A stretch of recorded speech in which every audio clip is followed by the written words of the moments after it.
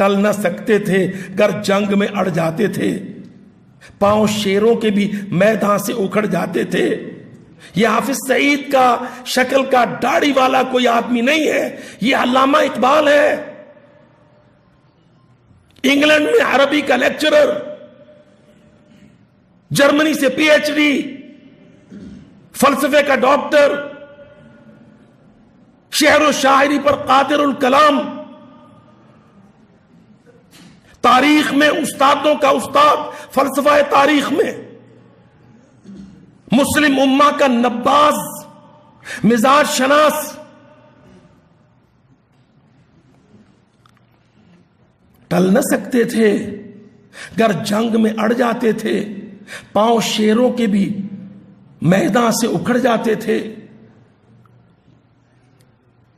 ہم جو جیتے تھے تو جنگوں کی مصیبت کے لیے، اور مرتے تھے تیرے نام کی عظمت کے لیے۔ کبھی اسلام آباد میں international university, Islamic university, open university, close university, کسی یونیورسٹی نے آج اس یونیورس سے ہے یونیورسٹی، ہمارے کسی بیٹے کو افکار اقبال، تاریخ اسلام، امت مسلمہ بر صغیر میں ان کے کارنامے ہائے نمایاں کبھی ڈسکس ہوئے؟ وہ ایک امریکن پروپیگنڈا ہے، اور پاکستان بیک فٹ پہ اور بیک فٹ پہ اور بیک فٹ پہ، اور دیوار سے لگا دیا، اور دیوار بھی پیچھے کھسکا دی۔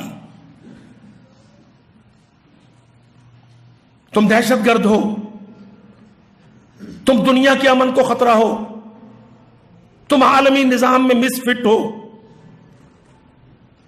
اور ہمارے بیچارے وزیر خارجہ اور داخلہ اور اعظموں اور صدروں سے لے کر پروفیسروں اور وائس چانسلرز تک سارے کے سارے ایشیمڈ، اپولوجیٹک، معذرت خواہانہ، شرمندہ، ہاں مجھے اپنے ابا دادا کو دیکھنا اچھا نہیں لگتا ہے۔ دیکھ اللہ کی قسم اس نے کیا کہا، اس نے کہا ہماری آنکھ میں جہاں داری کا لفظ کسی کافر کے لیے برداشت نہیں تھا،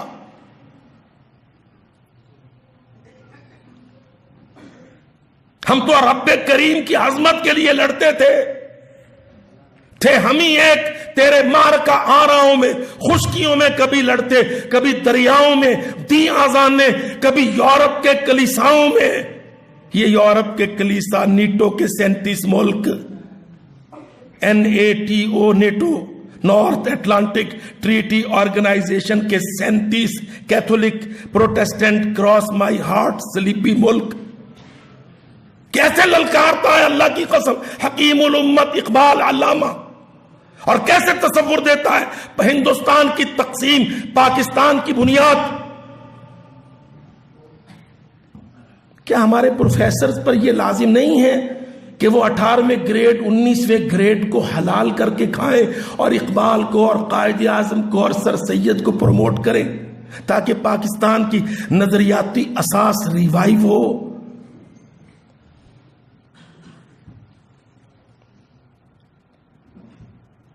ہم جو جیتے تھے تو جنگوں کی مصیبت کے لیے۔ کہنے والا کون ہے؟ علامہ اقبال، علامہ، ڈاکٹر، وکیل۔ آپ کو پتا ہے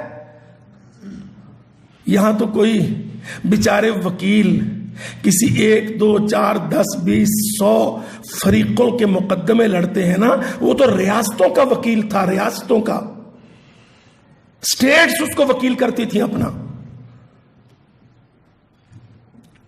ہسٹری ہے یہ مسلم امہ کی۔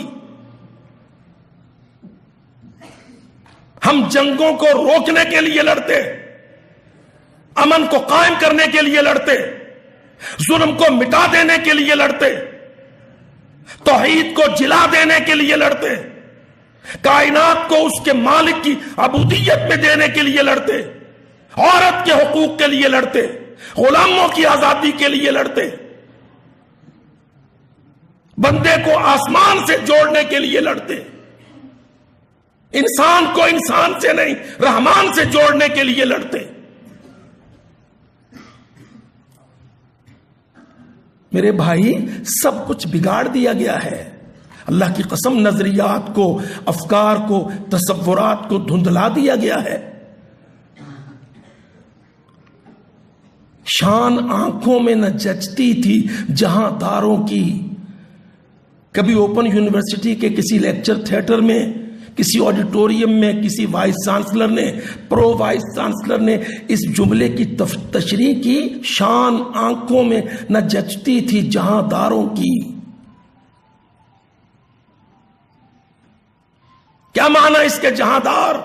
ورلڈ آرڈر کے مالک، شہنشاہ، ایمپررز، گلوبل ولیج کے نمبردار، جہاں دار تھے، دنیا کے جعلی مالک۔ اقبال کہتا ہے شان آنکھوں میں نہ جچتی تھی جہاں داروں کی، جس کا میدا پھٹنے کو آتا اور وہ اپنے ڈالر کے زور پر دنیا جہاں بانی کے دعوے کرتا، ہمیں تو وہ دیکھنا برداشت نہیں تھا کہ یہ دنیا کا جگہ بنے، مسلمان کے ہوتے ہوئے۔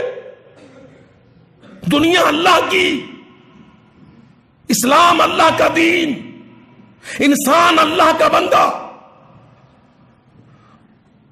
کوئی سپر پاور نہیں، کوئی ورلڈ آرڈر نہیں، یونیپولر نہیں، یک قطبی نظام نہیں، اور اس کا دعویٰ صرف مسلمان کرتا۔ میرے عزیز بھائیوں، اللہ کے واسطے ان باتوں پہ سوچو۔ پاکستان کب بنا؟ جب عالمی طاقتیں اپنی طاقت کے دعووں میں حدوں سے باہر جا رہی تھیں۔ پاکستان تب قائم ہوا۔ 25 لاکھ آدمی یورپ کا قتل ہو گیا تھا۔ یہ یورپ جو آج امن کا ماما بنتا ہے، یہ جو مسلمانوں کو دہشت گرد کہتا ہے، جرمنی کے، فرانس کے، روس کے، انگلستان کے بڑے بڑے بے ایمان کے، کل ملا جلا کے انسان آدم کے پتر 27 لاکھ قتل۔